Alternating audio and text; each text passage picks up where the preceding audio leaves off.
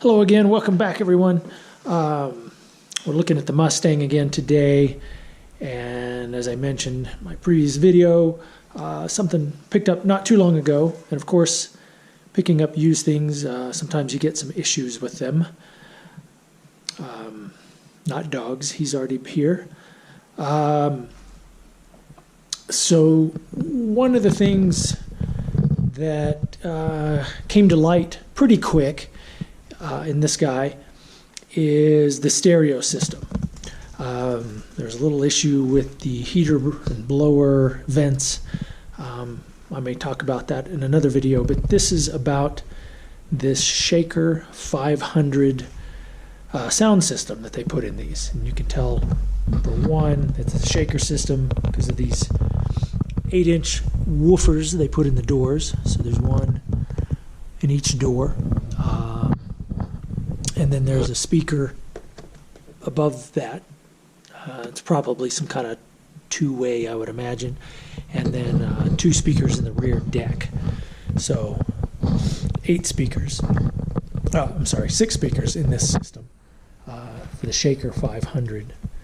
So what became apparent was this sub on the driver's side door was not working. And by not working, there was no sound coming out of it. So with a little bit of troubleshooting, it turned out to be one of the amps. So each of the doors is powered by an amp. So two subwoofers in the doors, 2 amps, and those are located up under the dash. And I'm sure many people know this and have seen this, but I just wanted to point something out in this video to see if I can maybe help somebody that has a similar issue. So up here, up under the dash, if I can get a good video of it, we'll find out. There are 2 amps. And if you're looking at them from this angle, the way I have the camera pointed, you've sort of got a left amp and a right amp. Or probably more appropriately, you have an amp that's close to the firewall and an amp that's farther away from the firewall. Just to give some reference on that. So,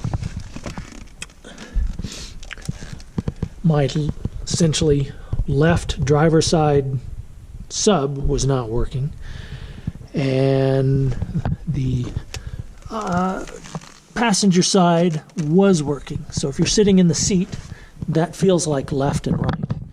But it turns out that the way everything's wired up under there, the amp at that camera angle that looks like left and looks like right, the left one does not drive the left sub, and the right one does not drive the right sub. So, in a sense, what that means is, if I say it the other way, that the amp closest to the firewall drives the driver's side sub, and the amp farthest away from the firewall drives the passenger side sub. So that was the issue for me in this particular case. It was a bad amp. I was able to purchase another one of these guys just off of eBay. There's a slew of them. People pull them out all the time. Probably wreck cars. Upgrading their stereo system, probably not a bad idea. But I just wanted mine to work. So I wasn't interested in rewiring things, putting in other amps. So this was pretty cost effective. But what stumped me was, again, looking at them from sitting in the driver's seat. The left amp drives the right speaker, and the right amp drives the left speaker.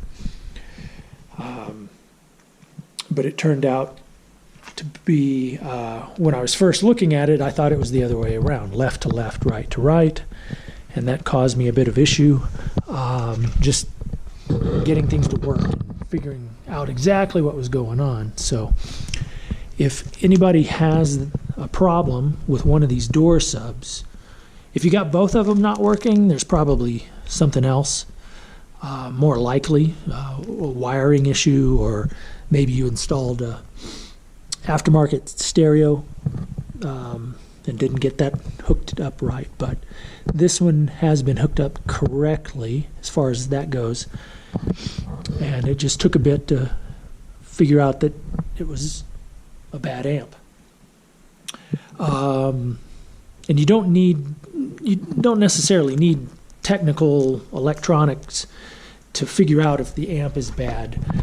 There's some easy ways. You can get up under there, and the two connections at the top into each amp. Here, I'll use this guy.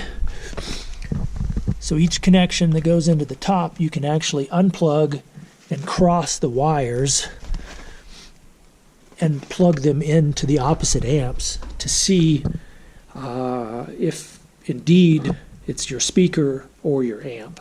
It's not a definitive test, but that's what I did to start out with. And once I crossed those, my driver's side sub started working, and of course the passenger side did not work.